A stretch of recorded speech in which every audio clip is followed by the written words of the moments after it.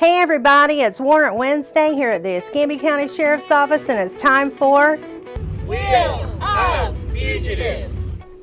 Hi, it's time for Wheel of Fugitives. Melanie, let's spin the wheel.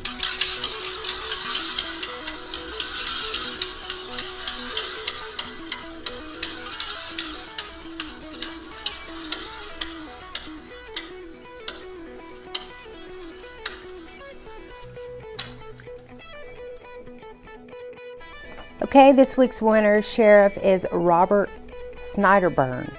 He is wanted for larceny with a bond of $1,750. Larceny, that's stealing. Should have turned yourself in, because now someone knows where you are and they want to make some money. All they have to do is call Crime Stoppers at 433-STOP.